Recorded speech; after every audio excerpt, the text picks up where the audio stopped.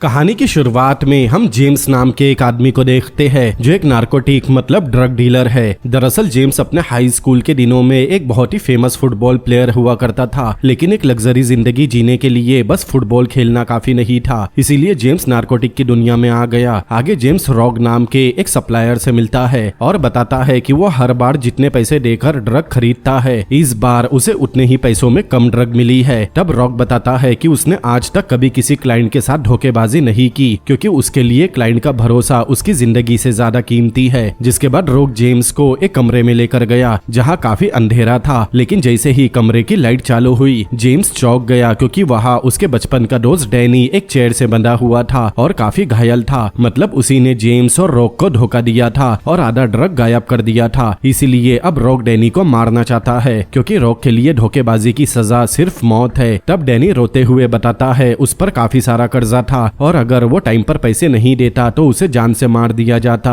इसीलिए उसने ना चाहते हुए भी जेम्स और रॉग को धोखा दिया, लेकिन रॉग डैनी की किसी भी बात पर यकीन नहीं करता और उसे शूट करने वाला था। तभी जेम्स रॉग को शूट करने से मना करता है और उसे एक्स्ट्रा 3 किलो ड्रग अपनी तरफ से देता है ताकि वो डैनी की जान ना ले। तब रॉग भी जेम्स की बात मान गया और डैनी को जाने दिया। आगे जेम्स टेंशन कम करने एक महंगे रेस्टोरेंट में जाता है जहाँ वो एक बहुत ही खूबसूरत वेट्रेस से मिलता है। उसका नाम रेचल था। जेम्स रेचल को पहली नजर में ही पसंद करने लगा था और रेचल भी जेम्स से काफी इम्प्रेस हो गई थी। जिसके बाद दोनों जेम्स के घर जाकर यामाकाटा करते हैं। अगली सुबह जेम्स उठकर अपने लिए नाश्ता तैयार करने लगा, लेकिन तभी अचानक उसके घर पर FBI की रेड होती है और उन्हें जेम्स के घर से काफी सारा ड्रग और हथियार बरामद होते हैं। जिसके बाद जेम्स को तुरंत जेल भेज दिया गया। जेल जाने के कुछ दिन बाद जेम्स के पिता जिम, जो एक रिटायर पुलिस ऑफिसर है, वो उससे मिलने आते हैं और बताते हैं कि उन्होंने एडमन नाम के एक लॉयर से बात की है, जिसके मुताबिक अगर जेम्स कोर्ट में अपना सारा गुनाह कबूल कर लेगा तब एडमन उसका केस लड़कर उसकी सजा 5 साल से 2 साल करवा देगा। इसीलिए कोर्ट के अगले ट्रायल में जेम्स अपने पिता के कहने पर जज के सामने अपना सारा गुनाह कबूल कर लेता है। लेकिन यहाँ जेम्स को सबसे बड़ा झटका लगा जब जज ने जेम्स की सजा कम करने की बजाय उसे 10 साल की सजा सुना दी। अब जेम्स समझ गया कि एडमन ने उसके साथ धोखा किया, इसीलिए वो पलटकर एडमन को गुस्से से घूरने लगा। इससे पहले कि वो एडमन को कुछ बोल पाता, गार्ड आकर जेम्स को वहां से लेकर चले गए। अब हम मिशिगन का मैक्सिमम सिक्योरिटी प्रिजन देखते हैं, जहां हमें 7 महीने बाद का सीन दिखाया जाता है और जेम्स अब भी जेल में है। लेकिन इन 7 महीनों में जेम्स ने अपने चार्म और सोशल स्किल के जरिए जेल के कैदियों से काफी अच्छे रिलेशन बना लिए थे और जेल के सभी कैदी जेम्स को पसंद करने लगे थे। तब FBI एजेंट लॉरेन जेम्स का रिकॉर्ड देखकर काफी इंप्रेस होती है और उसे मीटिंग करने जेल जाती है। तब लॉरेन के साथ एडवोकेट एडमन भी था। लॉरेन जेम्स को बताती है कि उसके पास जेम्स के लिए एक डील है, लेकिन एडमन को वहां देखकर जेम्स कहता है कि अब वो उनके झांसे में नहीं आने वाला, क्योंकि उसे फिर से बेवकूफ बनाया जाएगा। तब लॉरेन जेम्स को शांत करती है और डील पर ध्यान देने कहती है। आगे लॉरेन बताती है कि जेम्स के पास एक ही चांस है कि वो अपनी पर्सनैलिटी का सही इस्तेमाल करके अपनी आजादी का रास्ता खोल सकता है।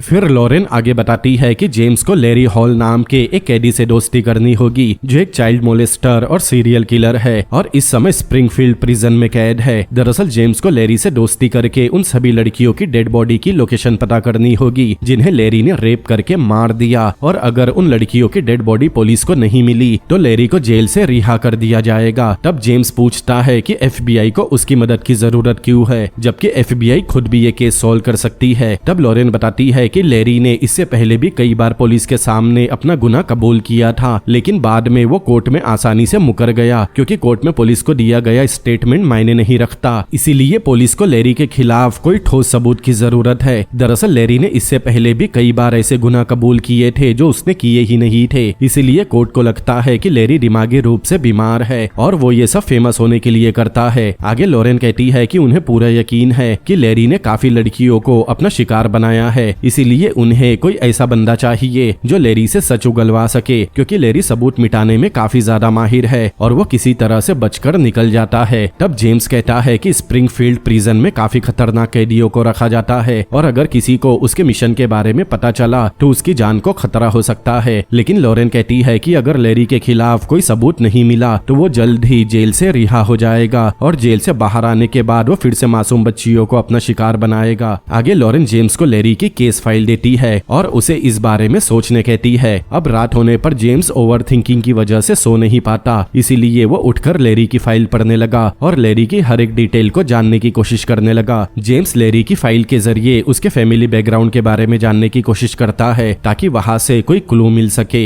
कहानी में आगे हम देखते हैं जेम्स के पिता एक बार फिर अपने बेटे से मिलने जेल आते हैं। तब जेम्स अपने पिता को FBI की डील के बारे में बताता है कि उसे स्प्रिंगफील्ड प्रिजन जाकर एक सीरियल किलर का पर्दाफाश करने का मिशन मिला है, जिसके बदले में FBI उसकी सारी सजा माफ कर देंगे और उसे फिर से रिहा कर दिया जाएगा। लेकिन जेम्स की बात सुनने के बाद उसके पिता जिम को फिक्र होने लगी, इसीलिए वो जेम्स को बताते हैं कि स्प्रिंगफील्ड में अंडरकवर एजेंट बनकर जाना मतलब मौत को दावत देने जैसा है। इसीलिए जेम्स के पिता उसे ये मिशन छोड़ने कहते हैं, लेकिन जेम्स जल्द से जल्द रिहा होना चाहता था, इसीलिए उसने मिशन पूरा करने का मन बना लिया। लेकिन अगले ही दिन जेम्स की स्टेप मॉम उससे मिलने जेल आती है और बताती है कि जेम्स के पिता को अपने बेटे की काफी ज्यादा फिक्र हो रही थी, जिसकी वजह से उन्हें ब्रेन स्ट्रोक आ गया और इस वक्त वो हॉस्पिटल में एडमिट है और जिंदगी और मौत के बीच लड़ रहे हैं। इसीलिए जेम्स की स्टेप मॉम कहती है कि जेम्स को FBI की डील एक्सेप्ट करने के बारे में फिर से एक बार सोचना चाहिए, क्योंकि अब अगर जेम्स किसी मुसीबत में फंसा तो शायद उसके पिता ज्यादा दिन जिंदा नहीं रह पाएंगे। ये सुनकर जेम्स काफी ज्यादा टेंशन में आ गया, क्योंकि अब जेम्स के सामने दो रास्ते थे, या तो वो FBI की मदद करके खुद को आजाद कर सकता है या फिर 10 साल जेल में रहकर अपने पिता की जान बचा सकता है।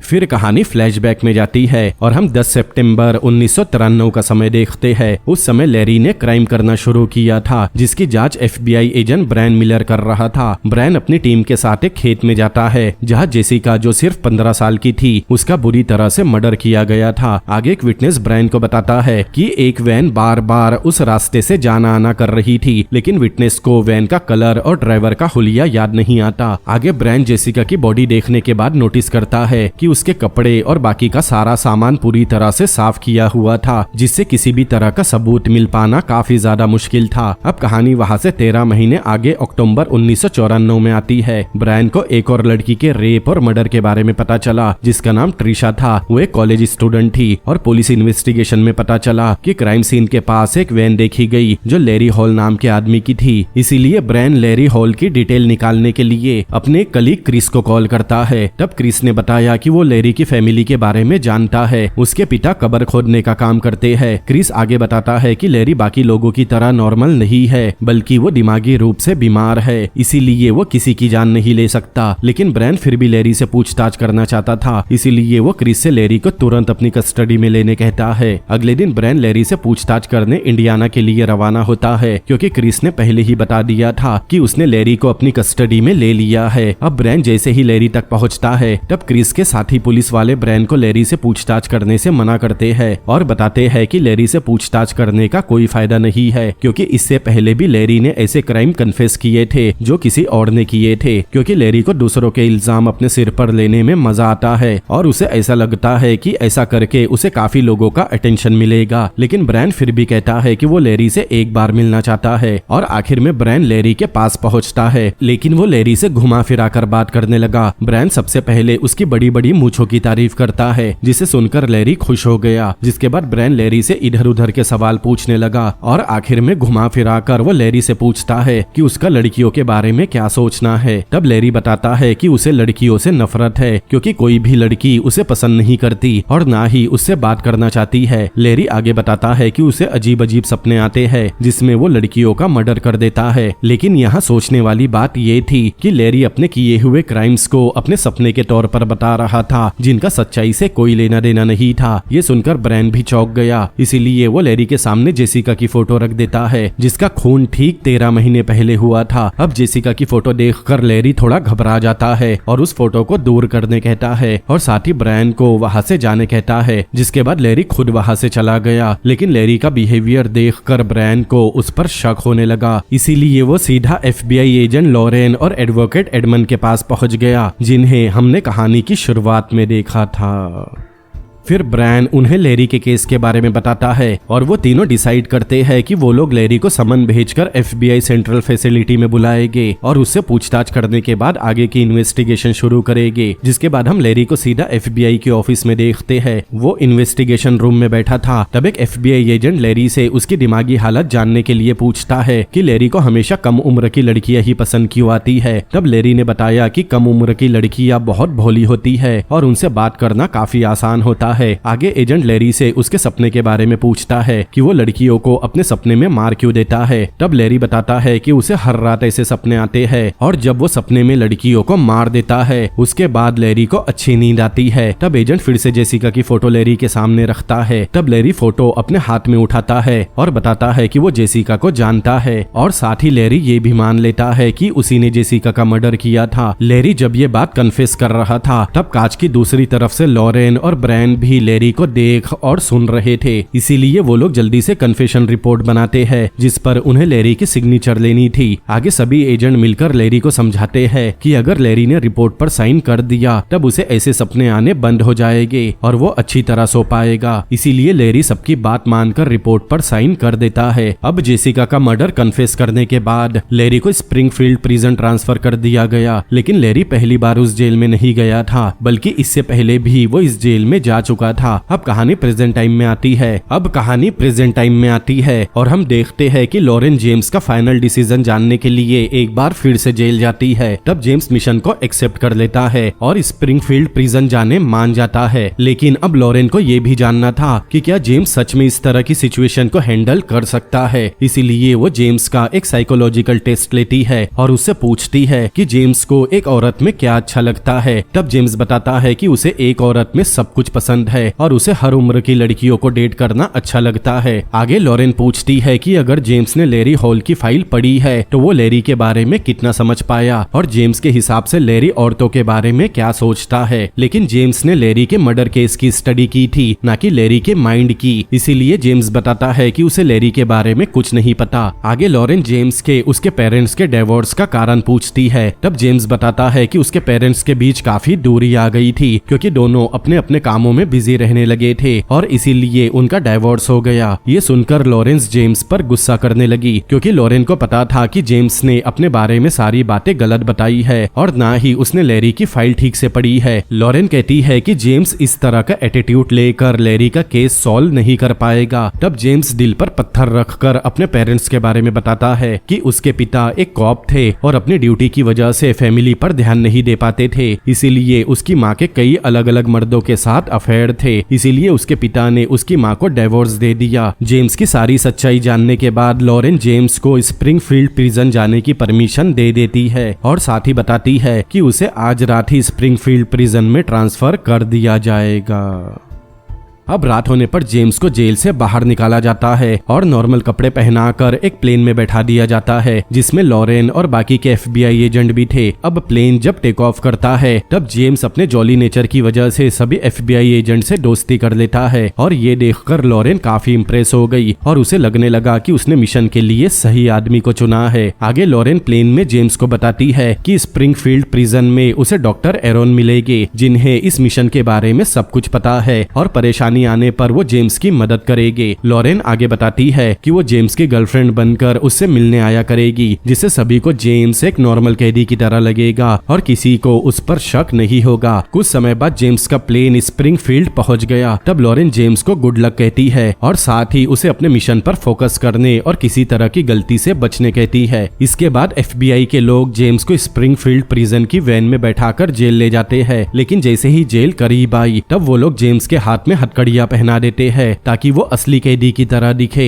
लेकिन जेल पहुंचने तक जेम्स की हालत खराब होने लगी और वो घबराने लगा और आखिरी समय पर उसने फैसला किया कि वो इस मिशन को इसी वक्त छोड़कर अपने जेल वापस जाएगा क्योंकि उसे पता था कि स्प्रिंगफील्ड प्रिजन में कैदी नहीं बल्कि शैतान रहते हैं और वो उसे कच्चा चबा जाएंगे। लेकिन तभी एक FBI एजेंट जेम्स को हिम्मत देता है और कहता है कि अगर जेम्स ने मिशन छोड़ दिया तो लेरी कुछ ही दिनों में बेगुनाह साबित हो जाएगा और बाहर आकर फिर से मासूम बच्चियों लड़कियों का रेप और मर्डर करने लगेगा। ये सुनकर जेम्स को हिम्मत आती है और वो मन बना लेता है कि वो इस मिशन को हर हाल में पूरा करेगा। कहानी में आगे हम लैरी को देखते हैं, जो जेल में मैकेनिक का काम करता है, क्योंकि उसे इंजन को रिपेयर करने का अच्छा खासा नॉलेज था और जेल के गार्ड को भी लैरी की स्किल पर पूरा भरोसा था। वही जेल जाने के बाद जेम्स कुछ दिन तक लैरी की बॉडी लैंग्वेज और उसकी आदतों पर फोकस करता है। तब उसे पता चला कि लैरी को हमेशा अकेले रहना पसंद है और वो मुश्किल से किसी से बात करता है। लेकिन जेम्स फिर भी किसी तरह लैरी से बात करने की कोशिश करने लगा, लेकिन हर बार लैरी उसे इग्नोर कर देता। हालांकि जेम्स को जानबूझकर लैरी के सेल के बाजू वाले सेल में रखा गया था ताकि जेम्स उसे अच्छी तरह जान सके और उससे दोस्ती कर सके। वही दूसरी तरफ लॉरेन और ब्रैन लैरी हॉल के घर जाकर इन्वेस्टिगेशन कर रहे थे कि शायद वहाँ उन्हें लैरी के खिलाफ कोई सबूत मिल जाए। वहाँ उनकी मुलाकात लैरी के जुड़वा भाई गैरी हॉल से होती है, जो दिखने में बिल्कुल भी एक जैसे नहीं थे। गैरी ब्रैन से कहता है कि उन्हें वहाँ लैरी के खिलाफ कुछ नहीं मिलने वाला, क्योंकि उसने कोई मर्डर किया ही नहीं और वो बहुत जल्द जेल से रिहा हो जाएगा, क्योंकि इससे पहले भी लैरी को जेल में रखा गया था, लेकिन वो तब भी छूट गया था। तब ब्रैन बताता है कि लैरी ने 2 लड़कियों के मर्डर कन्फेस किए हैं और आगे समय ही बताएगा कि लैरी छूटेगा या सारी जिंदगी जेल में रहेगा। आगे लॉरेन और ब्रैन लैरी की वैन को अच्छी तरह चेक करते हैं। तब लॉरेन बताती है कि उसे लैरी की वैन में कॉन्ट्रासेप्टिव पिल मिली है, जो प्रेगनेंसी रोकने के काम आती है, और साथ ही अल्कोहल और फॉर्मेलिन भी मिला है, जो किसी भी चीज को क्लीन करने में काम आते हैं। उन्होंने इससे अंदाजा लगा लिया कि लैरी इन चीजों को सबूत मिटाने के लिए इस्तेमाल करता होगा। अब कुछ दिनों बाद लैरी के लॉयर ने कोर्ट में हियरिंग के लिए रिक्वेस्ट सबमिट की। वही लॉरेन और ब्रैन को झटका लगता है, क्योंकि जज ने लैरी की रिक्वेस्ट एक्सेप्ट कर ली थी और शायद कोर्ट की कुछ हियरिंग के बाद लैरी रिहा हो जाएगा। इसीलिए अब ब्रैन और लॉरेन को जितना जल्दी हो सके लैरी के खिलाफ कोई ठोस सबूत लाना होगा। अब ब्रैन और लॉरेन दोनों ही काफी टेंशन में थे। उसी रात ब्रैन जब अपने घर में था, तब लॉरेन उसे कॉल करके समझाती है कि उसे फिक्र करने की जरूरत नहीं, क्योंकि उसने अपना एक अंडरकवर एजेंट लैरी के जेल में भेजा है और बहुत जल्द एजेंट लैरी से काफी सारे सीक्रेट पता कर लेगा। लेकिन ब्रायन पर लॉरेन की बातों का कोई असर नहीं होता और वो कहता है कि इससे कोई फायदा नहीं होने वाला। जिसके बाद ब्रायन कॉल कट कर देता है और कॉल रखने के बाद ब्रायन का ध्यान अपनी बेटी पर जाता है, जो अपनी ही दुनिया में खुश थी। ब्रायन अपनी बेटी को देखकर सोचने लगा कि क्या वो अपनी बेटी को समाज में पल रहे लैरी जैसे हैवानों से बचा पाएगा। अगले दिन लॉरेन ब्रायन से मिलती है और उसे जेम्स के मिशन के बारे में सब कुछ बताती है, ताकि ब्रायन का टेंशन कम हो सके और वो अपने काम पर फोकस कर सके।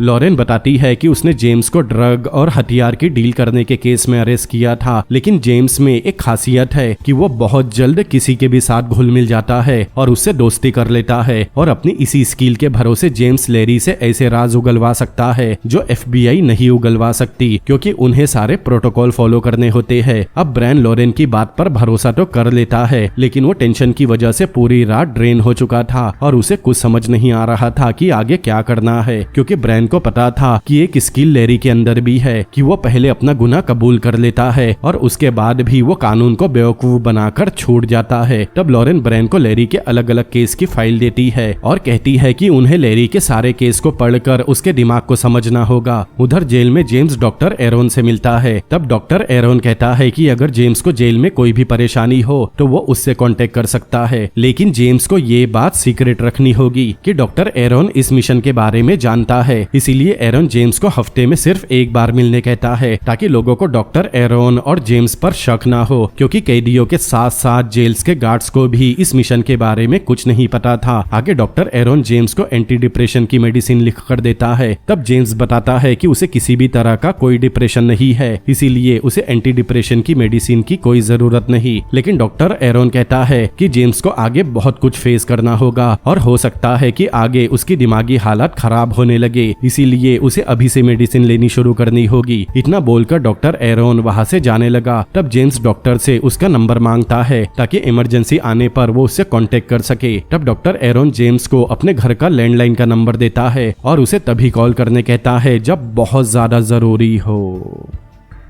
आगे जेम्स जब खाना खाने टेबल पर बैठा तब उसने नोटिस किया कि लैरी अकेले ही खाना खाने बैठा है और सभी कैदी उससे दूर होकर बैठे हैं क्योंकि सभी को लैरी का नेचर पता था। तब जेम्स लैरी से बात करने की सोचता है। आगे जब जेम्स मेडिसिन काउंटर पर अपनी मेडिसिन लेने गया तब उसके पीछे लैरी खड़ा था, इसीलिए वो लैरी को हेलो कहता है, लेकिन लैरी जेम्स के हेलो का कोई रिस्पॉन्स नहीं देता। अब जैसे ही दोनों अपने अपने सेल की तरफ जाने लगे तब जेम्स लैरी के पास गया और उससे पूछा कि वो हमेशा चुप क्यों रहता है और किसी से बात क्यों नहीं करता, क्योंकि जेम्स उसके पड़ोसी सेल में था, इसीलिए वो बस लैरी से बात करना चाहता है। लेकिन लैरी तब भी उसके किसी भी सवाल का कोई जवाब नहीं देता और वो सीधा अपने सेल में चला गया। अगले दिन लैरी कॉमन रूम में कुछ कैदियों के साथ टीवी देख रहा था, तभी एक कैदी ने वहां आकर चैनल चेंज कर दिया, लेकिन लैरी को वही टीवी शो देखना था। जिसके बाद भी वो उस कैदी को कुछ नहीं कहता। लेकिन अब जेम्स को लैरी का भरोसा जीतने का एक मौका मिल गया था, इसीलिए जेम्स उठकर वापस वही चैनल लगा देता है जो लैरी देखना चाहता था। ये देखकर वो कैदी भड़क गया और जेम्स को मारने की धमकी देने लगा। तब जेम्स को गुस्सा आ जाता है और वो उस कैदी को बुरी तरह पीट देता है। लेकिन कुछ देर बाद वहाँ जेल के गार्ड्स पहुंच गए और उन्होंने मारपीट करने के लिए जेम्स को सॉलिटरी सेल में डाल दिया। पूरी रात सॉलिटरी सेल में बिताने के बाद जेम्स अपने सेल में वापस आया, लेकिन इस बार लैरी खुद होकर उससे पूछता है कि जेम्स ने उसके लिए कैदी से झगड़ा क्यों किया। तब जेम्स बताता है कि वो कैदी लैरी को परेशान कर रहा था और उसका पड़ोसी होने के नाते जेम्स ने लैरी के लिए उससे झगड़ा किया और उसने वही किया जो एक अच्छे पड़ोसी को करना चाहिए। अब जेम्स की बातों से लैरी काफी इंप्रेस होता है और उससे हाथ मिलाता है, जिसके बाद दोनों खुलकर एक दूसरे से बात करते हैं। जेम्स का प्लान सही समय पर काम कर गया और आखिरकार उसने लैरी से दोस्ती कर ली। अब जेम्स को पता था कि लैरी को अपनी बातों में फंसाकर कैसे उससे सारे राज उगलवाने हैं। आगे जेम्स जब अपने सेल में था तब कार्टर नाम का एक गार्ड उसके पास आया और बताया कि उससे कोई मिलने आया है। ये सुनकर जेम्स सोच में पड़ गया, क्योंकि उस दिन फैमिली विजिट करने का दिन नहीं था, इसीलिए जेम्स विजिटिंग रूम में गया। तब उसने देखा कि उसके पिता उसका वेट कर रहे थे। जेम्स के पिता बताते हैं कि उन्हें अपने बेटे की फिक्र हो रही थी, लेकिन जब वो अपने बेटे से मिलने पहली वाली जेल में गए तब उन्हें पता चला कि उनका बेटा स्प्रिंगफील्ड प्रिजन में है, इसीलिए वो अपने बेटे से मिलने पहुंच गए। तब जेम्स अपने पिता से पूछता है कि उन्हें अंदर कैसे आने दिया गया, क्योंकि वो दिन फैमिली विजिटिंग करने का नहीं है। तब जेम्स के पिता ने बताया कि उन्होंने जेल के गार्ड्स को बताया कि वो एक्स कॉप है और जेम्स उनका बेटा है, इसीलिए उन्होंने जिम को अपने बेटे से मिलने की परमिशन दे दी। लेकिन ये सुनते ही जेम्स को टेंशन होने लगी, क्योंकि उसे स्प्रिंगफील्ड प्रिजन में आइडेंटिटी बदल कर भेजा गया था। इसीलिए जेम्स अपने पिता को बताता है कि वो वहाँ एक अंडरकवर मिशन पर है और अगर वहाँ किसी को भी इस बात की भनक लगी तो उसकी जान को खतरा हो सकता है, क्योंकि वहाँ के कैदी काफी खतरनाक है। तब जेम्स के पिता को एहसास होता है कि उन्होंने कितनी बड़ी गलती कर दी और उनकी इस बेवकूफी की वजह से जेम्स के साथ कुछ गलत हो सकता है। तब वो बताते हैं कि जब से उन्हें ब्रेन स्ट्रोक आया है उनके सोचने की एबिलिटी पूरी तरह खत्म हो गई, इसीलिए उन्होंने इस बात पर ध्यान नहीं दिया। तब जेम्स ने देखा कि उसके पिता काफी बीमार है, इसीलिए वो अपने पिता से कहता है कि वो जेम्स के लिए अब भी एक हीरो है और वो जो भी कर रहा है अपने पिता को देखकर सीखा है। तभी मिलने का समय खत्म हो गया और वही कार्टर नाम का गार्ड जेम्स को उसके सेल में ले जाने लगा। तब जेम्स रिक्वेस्ट करता है कि कार्टर उसके पिता और उसकी असली आइडेंटिटी के बारे में किसी को ना बताए। तब कार्टर जेम्स को यकीन दिलाता है कि वो इस बारे में किसी को कुछ नहीं बताएगा।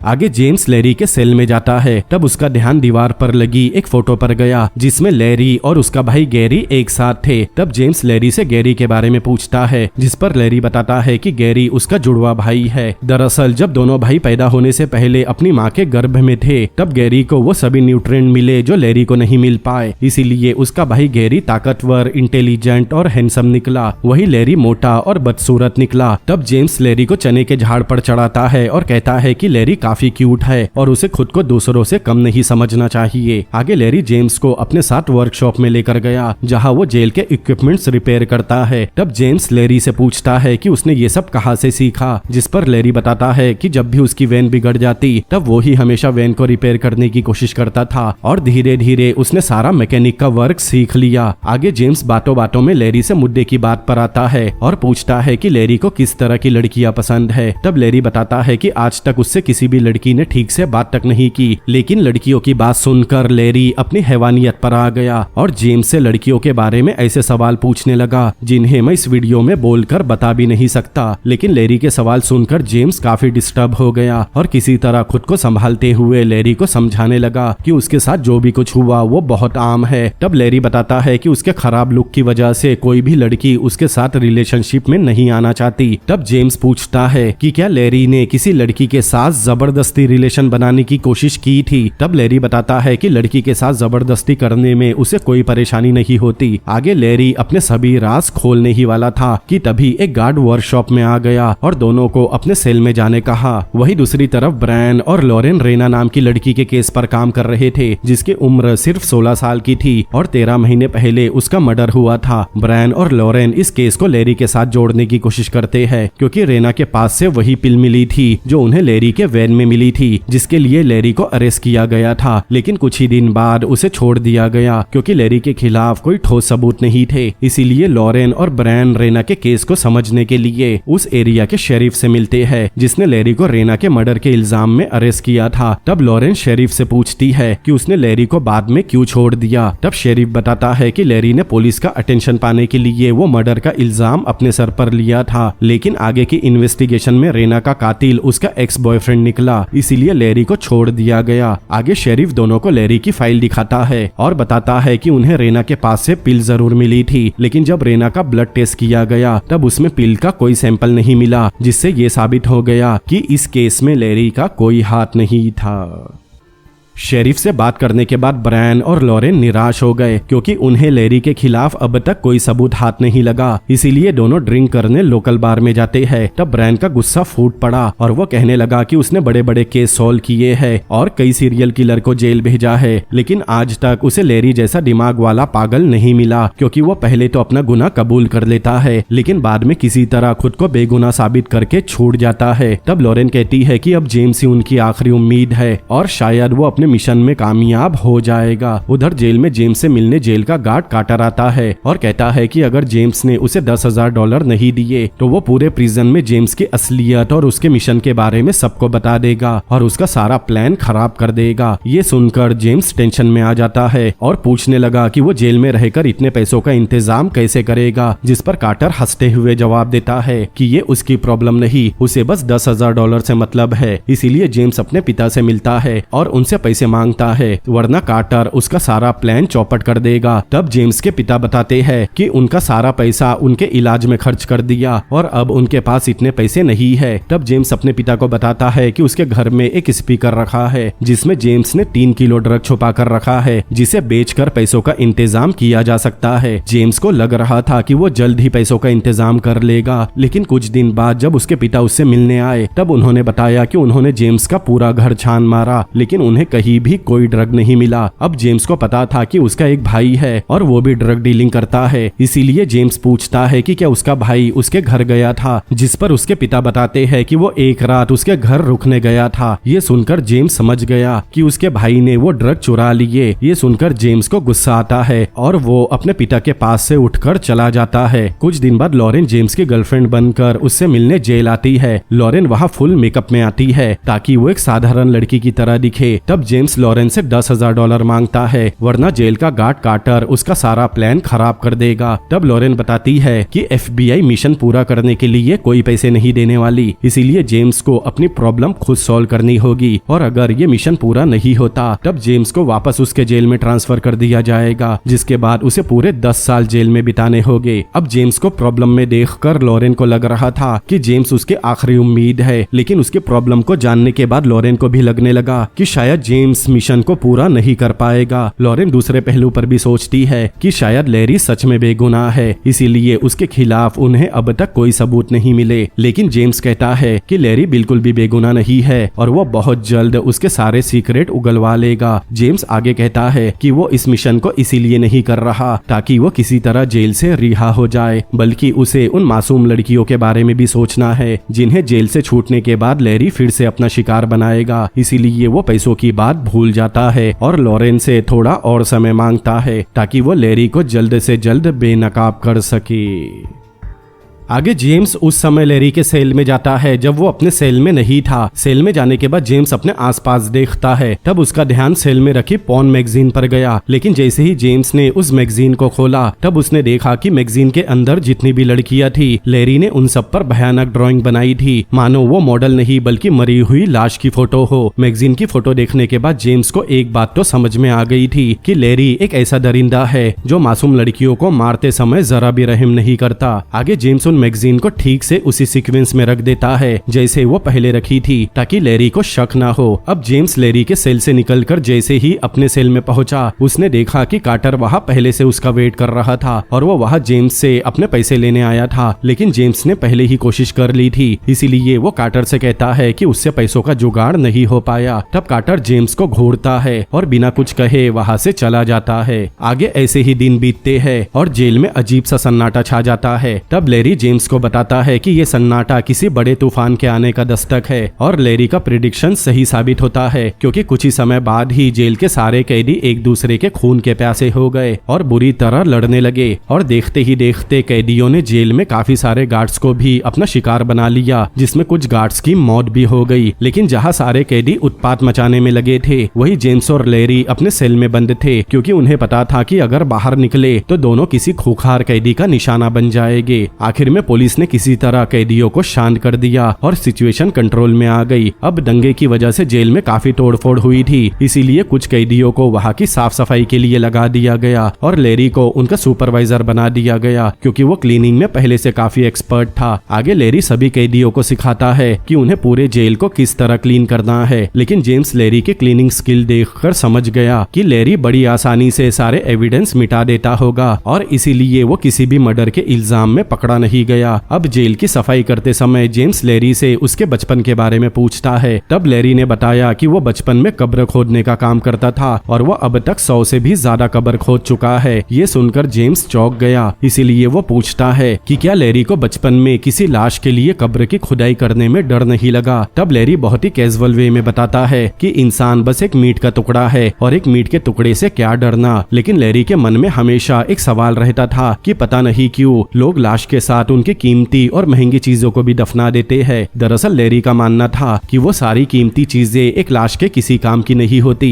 लेकिन अगर उन्हें निकाल लिया जाए तो वो कीमती चीजें किसी गरीब के काम आ सकती है। आगे लेरी अपने बचपन की कहानी बताता है कि फ्यूनरल होने के बाद उसके पिता आधी रात में लेरी को दोबारा कब्र खोदने के लिए ले जाते थे। तब लेरी कई घंटों तक अपने छोटे छोटे हाथों से उस कब्र की दोबारा खुदाई करता, जिसके बाद वो लाश के साथ दफनाई गई सारी कीमती और महंगी चीजें जैसे उसका वॉलेट या फिर हाथ की रिंग निकाल लेता और वो सारी चीजें अपने पिता को दे देता। लेकिन एक दिन एक महंगी रिंग लाश की उंगली में बुरी तरह फंस गई थी। तब उसके पिता ने छोटे से लेरी को चाकू देकर लाश की उंगली काटने को कहा ताकि वो उस कटी उंगली से रिंग निकाल सके। तब लेरी ने वैसा ही किया जैसा उसके पिता ने करने को कहा था। लेकिन यहाँ हम देख पाते हैं कि एक लाश की उंगली काटने के बाद भी छोटे से लेरी को जरा भी डर नहीं लगा। मतलब वो बचपन से ही एक साइकोपैथ था और इसीलिए उसके पिता ने ऐसे घिनौने कामों के लिए गैरी को ना चुनते हुए लेरी को चुना था।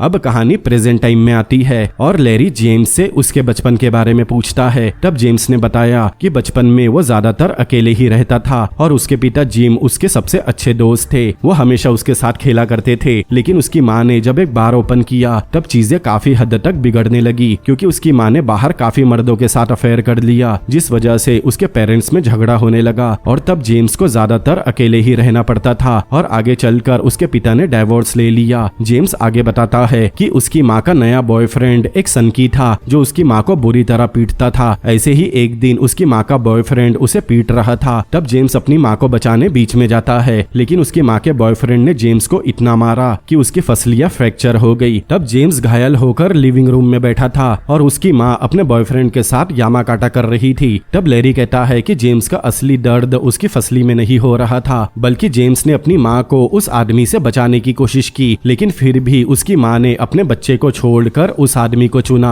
अब जेम्स भी लैरी की बातों से सहमत था, लेकिन तभी लैरी ने जेम्स से कुछ ऐसे सवाल किए जिसे सुनकर जेम्स को गूज़बम्स आने लगे, क्योंकि लैरी पूछता है कि अगर जेम्स को मौका मिलता तो क्या वो अपनी माँ को जान से मार देता। ये सवाल सुनने के बाद जेम्स के पास कोई जवाब नहीं था, लेकिन जेम्स को एक बात तो समझ आ गई थी कि लैरी की सोच एक सीरियल किलर से काफी हद तक मिलती है। कहानी में आगे हम कुछ दिन बाद का सीन देखते हैं। जेल में सभी कैदी जेम्स के साथ काफी अजीब बर्ताव करने लगे। तब जेम्स समझ गया कि कार्टर ने उसके मिशन के बारे में सभी को सब कुछ बता दिया कि जेम्स एक अंडरकवर एजेंट है। इसीलिए जेम्स थोड़ा टेंशन में आ गया। इसीलिए जेम्स ये बात डिस्कस करने के लिए डॉक्टर एरोन के पास गया, लेकिन तभी जेम्स ने देखा कि एरोन अपने ऑफिस में नहीं है और उनकी जगह कोई दूसरे डॉक्टर को अपॉइंट किया गया जिसका नाम डॉक्टर हैकेट है। अब जेम्स को नहीं पता था कि डॉक्टर हैकेट उसके मिशन के बारे में जानता है या नहीं, इसीलिए वो हैकेट से उन्हीं कोड वर्ड में बात करने लगा जिन्हें वो डॉक्टर एरोन के साथ बात करने इस्तेमाल करता था। लेकिन डॉक्टर हैकेट को जेम्स की कोई भी बात समझ नहीं आती। तब जेम्स समझ गया कि डॉक्टर हैकेट को उसके मिशन के बारे में कुछ नहीं पता।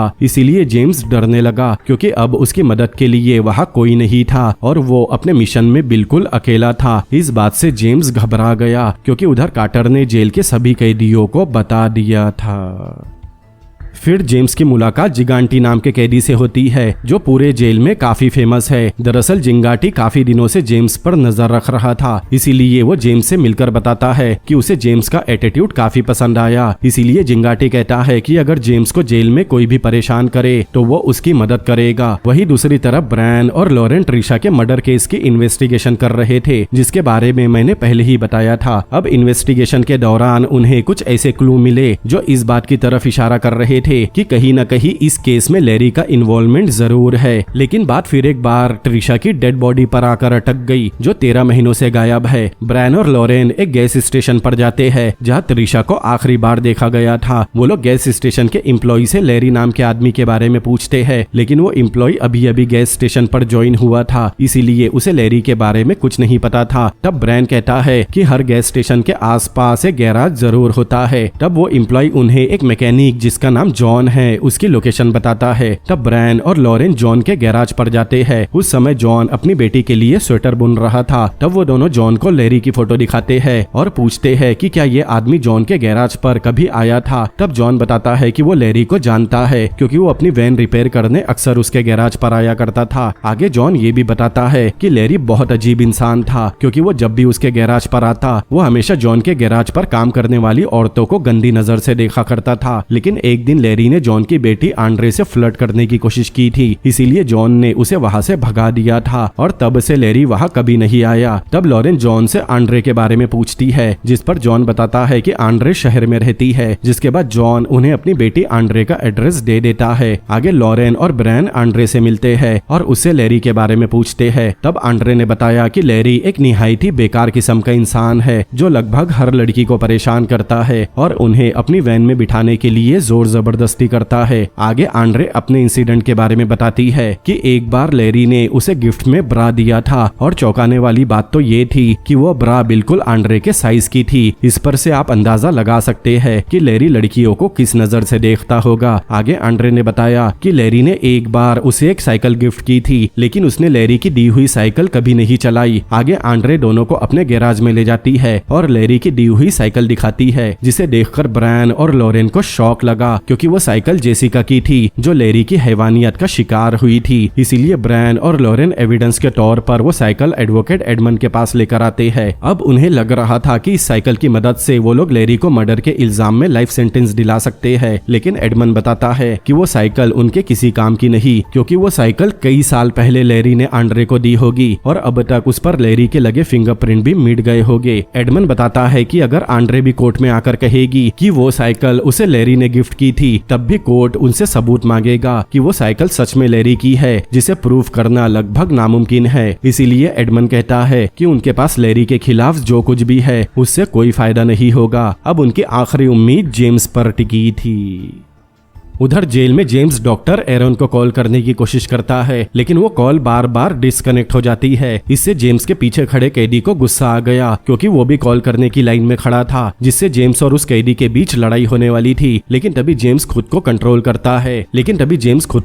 करता है, वरना हो सकता था उसकी सजा बढ़ा दी जाए। इसीलिए जेम्स बिना कुछ कहे वहां से चला गया। आगे हम देखते हैं जेम्स और लेरी वर्कशॉप में थे। तब लेरी लकड़ी से बर्ड्स के स्कल्पचर बना रहा था। तब लेरी पूछता है कि वो फोन बूथ पर बाकी कैदियों के साथ झगड़ा क्यों कर रहा था। तब जेम्स अपना दिमाग चलाता है और लेरी को उकसाने के लिए कहता है कि कुछ कैदी लेरी को पीठ पीछे कमजोर बच्चा बोल रहे थे और जेम्स लेरी के खिलाफ ये सब सुन नहीं सकता, इसीलिए उसने उन कैदियों से झगड़ा कर लिया। ये सुनकर लेरी हंसने लगा, क्योंकि जेम्स का झूठ सुनने के बाद लेरी का ट्रस्ट और भी ज्यादा बढ़ गया। आगे जेम्स बातों बातों में लेरी की पिछली लाइफ के बारे में पूछता है। तब लेरी जेम्स पर भरोसा करके उसे सब कुछ बताने मान गया और जेसिका की कहानी बताने लगा कि जब वो वैन से कहीं जा रहा था तब उसे सुनसान सड़क पर जेसिका दिखाई दी, जो अपनी साइकिल रिपेयर कर रही थी। अब लेरी काफी देर से जेसिका का पीछा कर रहा था, इसीलिए जेसिका के पास जाकर उसकी मदद करने के बहाने उसने जेसिका को अपनी वैन में बैठने कहा, ताकि वो उसे उसके घर छोड़ देगा। लेरी बताता है कि जेसिका एक लौती ऐसी लड़की थी जो बिना डरे उसकी वैन में खुशी से बैठ गई थी। पहले तो लेरी ने उसके सामने अच्छा बनने की कोशिश की, लेकिन बात तब बिगड़ी जब लेरी जेसिका को किस करने की कोशिश करने लगा।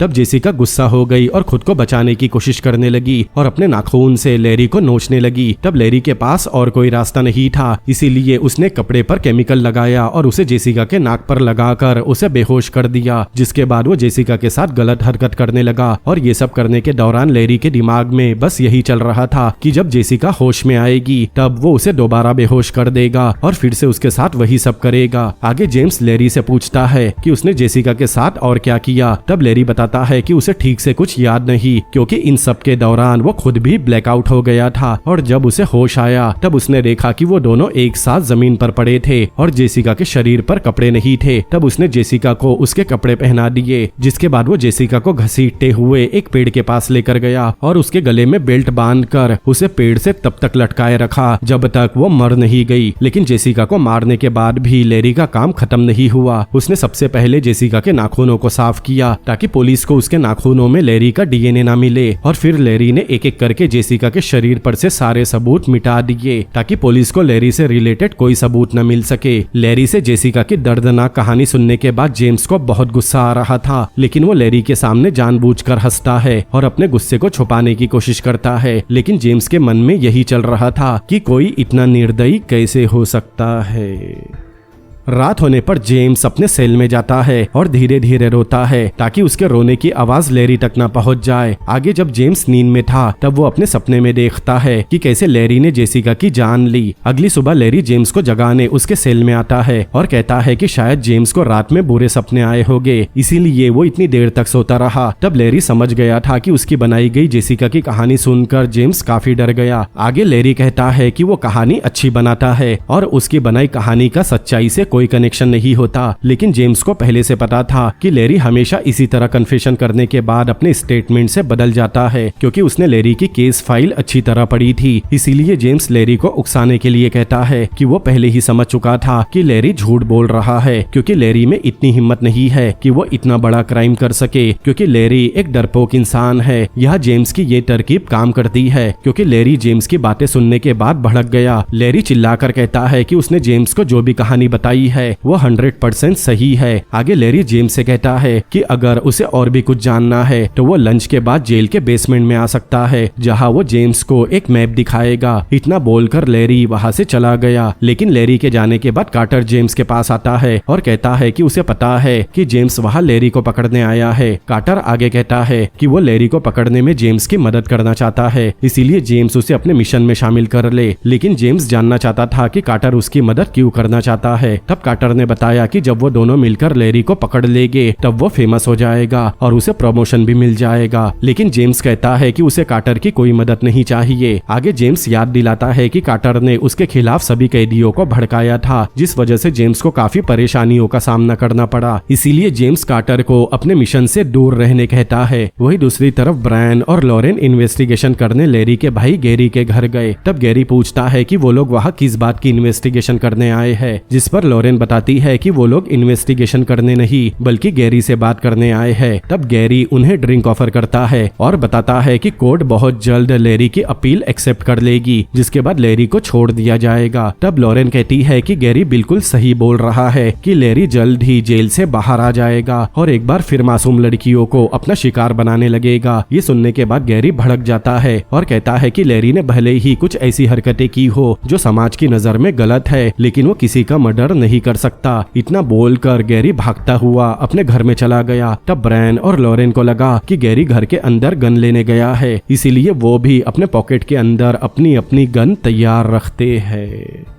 लेकिन गैरी जब बाहर आया तब उसके हाथ में एक फोटो एल्बम था जिसमें दोनों भाइयों की बचपन की फोटो थी, जिसमें वो दोनों भाई एक साथ थे। गैरी दोनों ऑफिसर को फोटो दिखाते हुए बताता है कि लैरी बचपन से ही मेंटली डिस्टर्ब है, लेकिन वो इतना पागल नहीं है कि किसी की जान ले सके। आगे गैरी अपने भाई लैरी की तारीफ करते हुए कहता है कि लैरी एक बेहतरीन मैकेनिक है, वो किसी भी मशीन को आसानी से रिपेयर कर सकता है। लेकिन लॉरेन ने गैरी की वो बात को पकड़ लिया था जब गैरी ने कुछ देर पहले कहा था कि लैरी ने कुछ ऐसी हरकतें की है जो समाज की नजर में गलत है। तब गैरी बताता है कि जिंदगी में हर किसी से कुछ न कुछ गलती होती है, लेकिन इसका मतलब ये नहीं कि हम उन गलतियों की वजह से किसी को मर्डरर समझने लगे। लेकिन लॉरेन फिर भी लैरी से उस गलती के बारे में जानना चाहती थी, इसीलिए लॉरेन के बार बार पूछने पर गैरी बताता है कि एक बार दोनों भाई कहीं गए थे, तब गैरी को वहाँ एक लड़की मिली थी, इसीलिए दोनों गैरी के टेंट में जाकर इंटीमेट होने लगे। लेकिन लैरी भी उस टेंट में था और वो भी उस लड़की के साथ इंटीमेट होना चाहता था, लेकिन वो लैरी के साथ कंफर्टेबल नहीं थी। लेकिन गैरी उस समय काफी नशे में था, इसीलिए वो अपने भाई लैरी को लड़की के साथ जोर जबरदस्ती करने से रोक नहीं पाया। तब लैरी उसके साथ गलत काम करने लगा और लड़की के मना करने पर उसे जानवरों की तरह पीटने लगा। तब गैरी लॉरेन को बताता है कि उसने पहले कभी अपने भाई लैरी की ऐसी हैवानियत नहीं देखी थी। लड़की को देखकर लैरी पूरी तरह से शैतान बन चुका था। अगले दिन गैरी ने बाइक से उस लड़की को उसके घर छोड़ दिया, लेकिन उस दिन गैरी को पछतावा हो रहा था कि उसे अपने भाई को गलत करने से रोकना चाहिए था। ये सब सुनने के बाद लॉरेन गैरी से कहती है कि अगर इस तरह का एक वैशी दरिंदा जेल से छूटकर सरेआम घूमेगा तो शायद कोई भी लड़की सेफ नहीं रहेगी। लॉरेन पूछती है कि क्या गैरी अपने भाई को अगली बार ऐसा करने से रोक पाएगा और क्या वो ऐसे शैतान को अपने साथ रख पाएगा। लॉरेन कहती है कि लैरी जब भी किसी माँ या बेटी के साथ गलत करेगा तब गैरी अपने भाई को ये सब करते हुए देखने के अलावा कुछ नहीं कर पाएगा, क्योंकि उस समय लैरी पूरी तरह से जानवर बन जाता है। ये सुनकर लैरी चुप हो गया क्योंकि उसके पास लॉरेन की बात का कोई जवाब नहीं था। उधर जेम्स लंच करने के बाद आखिरकार लैरी से मिलने जेल के बेसमेंट में पहुंच गया। तब उसने देखा लैरी ने एक मैप ड्रॉ किया था जिसमें कुछ लोकेशन को मार्क किया गया था। जेम्स वो लोकेशन देखकर समझ गया कि लैरी ने उन लड़कियों की डेड बॉडी को वही दफनाया होगा। तब उसने लैरी से पूछा कि मैप के आसपास 21 बर्ड स्क्रप्चर क्यों रखे हुए हैं। वो चाहता तो 20 या 22 भी बना सकता था। तब लैरी बताता है कि 21 उसका लकी नंबर है। ये सुनकर जेम्स समझ गया कि लैरी ने अब तक 21 लड़कियों का मर्डर किया है। आगे लैरी उस मैप को फोल्ड करके पैक कर देता है क्योंकि वो उस मैप को अपने घर भेजना चाहता था। इसके बाद जेम्स पूछता है कि क्या ये सब करने के बाद लैरी चैन की नींद सो पाएगा। तब लैरी बताता है कि उसे अब भी बुरे सपने आते हैं। आगे जेम्स लैरी से उस मैप को अपने घर भेजने की बजाय उन लड़कियों के घर भेजने कहता है जिन्हें उसने मारा है। ऐसा करने से उन लड़कियों के घर वालों को सुकून मिलेगा क्योंकि उनके पास लड़कियों की डेड बॉडी होगी, क्योंकि उन्हें अपनी बेटियों का अंतिम संस्कार करने का पूरा हक है। ये सुनकर लैरी हंसता है और कहता है कि अगर उसने ऐसा किया तो वो पकड़ा जाएगा। तब जेम्स सजेशन देता है कि लैरी चाहे तो किसी और के जरिए वो मैप भेज सकता है, इससे लड़कियों के घर वालों को लैरी के बारे में पता नहीं चलेगा। लेकिन लैरी बताता है कि वो कोई भी रिस्क नहीं लेना चाहता क्योंकि वो बहुत जल्द जेल से छूटने वाला है, जिसके बाद वो फिर से मासूम लड़कियों को अपना शिकार बनाएगा। ये सुनने के बाद जेम्स अपने गुस्से पर कंट्रोल खो देता है। जेम्स खड़ा होते ही लैरी पर चिल्लाते हुए कहता है कि लैरी कभी इस जेल से बाहर नहीं जा पाएगा क्योंकि वो खुद लैरी को पकड़वाएगा। जेम्स की बातें सुनकर लैरी समझ गया कि जेम्स एक अंडरकवर एजेंट है जिसे एडमन और ब्रैन ने भेजा है। इसीलिए लैरी जेम्स का गला पकड़ लेता है और चिल्लाता है कि उसने जेम्स पर भरोसा किया था, लेकिन जेम्स ने उसके साथ धोखा किया। इसीलिए लैरी जेम्स को जान से मारने की धमकी देने लगा। फिर दोनों के बीच हाथापाई होने लगी और कुछ देर बाद गार्ड आकर दोनों का झगड़ा रोकते हैं, जिसके बाद जेम्स को उसके सेल में लॉक कर दिया गया। लेकिन लैरी का सेल खुला रखा गया गया था। इसीलिए लैरी अपने सेल से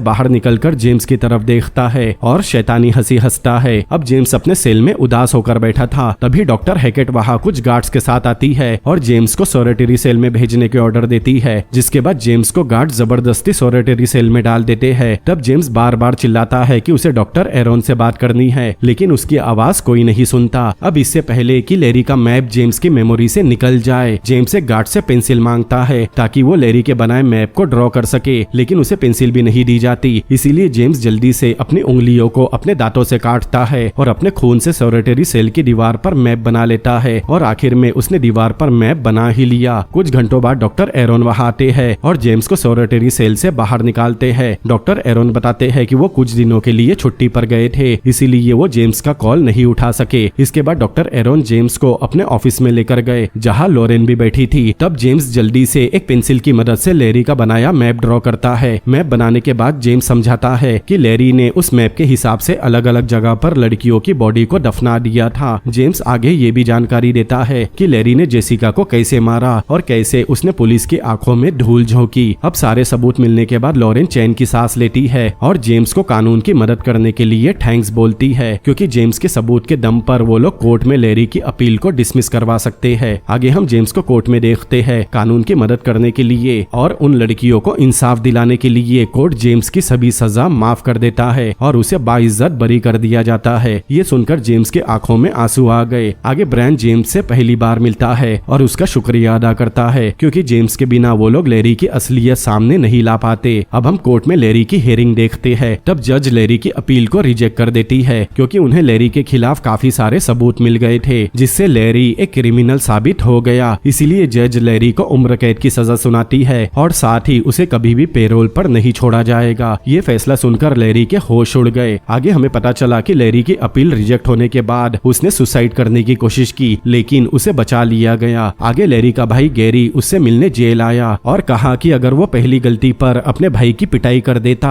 तो शायद आज लैरी को ये दिन नहीं देखना पड़ता। उधर जेम्स जेल से बरी होने के बाद अपने पिता के घर गया। जेम्स को वहाँ देखकर उसके पिता खुशी से रोने लगे। आगे हमें हिस्ट्री से पता चला कि 5 साल के बाद जेम्स के पिता की हार्ट अटैक से मौत हो गई, लेकिन उन्होंने अपने आखिरी के 5 साल अपने बेटे जेम्स के साथ गुजारे, जिसके बाद जेम्स ने अपना ड्रग का बिजनेस बंद कर दिया और एक लीगल बिजनेस खोलकर एक सक्सेसफुल बिजनेसमैन बन गया। तब प्लेन से कहीं जाते समय जेम्स विंडो से नीचे देखता है। तब उसे वही मैप दिखता है जो लैरी ने जेल में बनाया था और यहीं पर ये कहानी भी खत्म होती है। तो दोस्तों, कैसी लगी आपको ये मूवी मुझे कमेंट करके जरूर बताएं। और अगर आपको ये कहानी पसंद आई हो तो इस वीडियो को लाइक करें, अपने दोस्तों के साथ शेयर करें और ऐसी और भी अमेजिंग मूवीज के एक्सप्लेनेशन देखने के लिए मेरे चैनल को सब्सक्राइब करें। तो मिलते हैं अगली बार किसी और अमेजिंग मूवी के एक्सप्लेनेशन के साथ। Peace out.